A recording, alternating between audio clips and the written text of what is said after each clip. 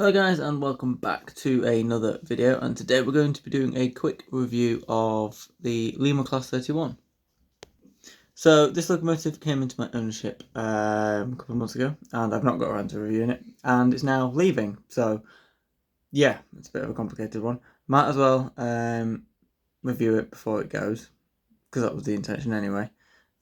So we're literally just going to do a dead quick visual review of it and then run it on the track for a bit. And that's about it, so let's get to it. So we're going to look at the detail, but it's a Lima logo, so in terms of the detail, it's pretty much all moulded. There's no sprung buffers, it's quite an old logo, so it's not what you'd expect, but the decoration is pretty decent all around. It's very, very crisp. It's a great word. And you can see it says rail freight there, printed nicely on the yellow end, and then you've got Phillips Imperial on there. I don't know what happened to Phillips Metric, no idea. But this is probably preferred by Americans. And then you've got the crest there on the side, which is nice and massive. Got the red across the bottom, which is obviously, everybody likes the red stripe, don't they? With the grey.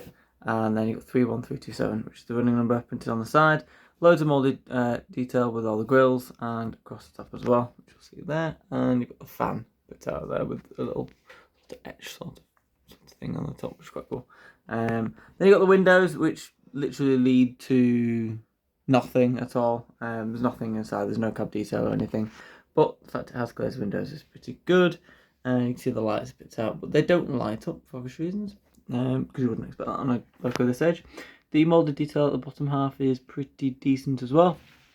And yeah, the handrails are all moulded and or missing, or yeah, pretty much don't exist. And the door handles are as well, and you sort of have, you got the warning labels on the front and rear as well, which is quite cool for the electrified lines. And the running number 31327 above the buffer beams on each end. And basically it's a square that's basically got that much detail on it. So yeah, we'll now go and run it. Right, so there we have it on the track, and just do a quick bit of slow speed testing. Oh, let's just jump forward. That is very out of focus. There we go. Oh, no. Oh, no, it's just suddenly fired into life. It's difficult to get these to run really slowly. Come on. Come on. Right, I'm going to give up. Anyway, let's go. That's how long it takes for it to get going. Come on. There we go. It's pulled the coaches off already.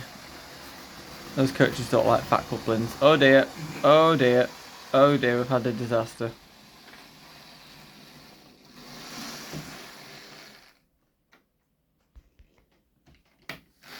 Whee! There we go. Finally.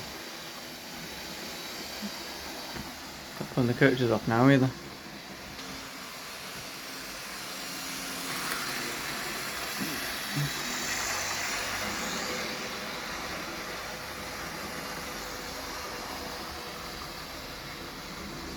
Very busy layout today, this, isn't it? Lots of stuff on the track.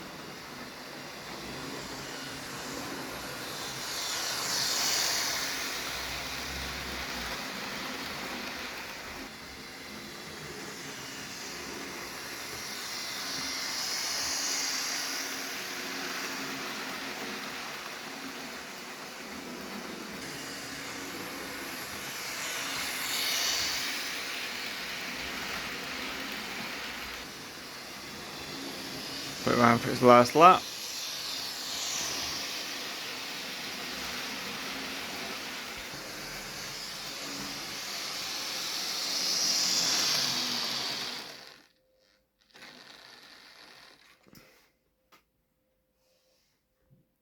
that's that for the Class 31 review. And yeah, it's been a nice locomotive. However, it will be leaving. There will be a video after this explaining the locos that are leaving and where they're going, etc. But until then, thank you all for watching, and goodbye.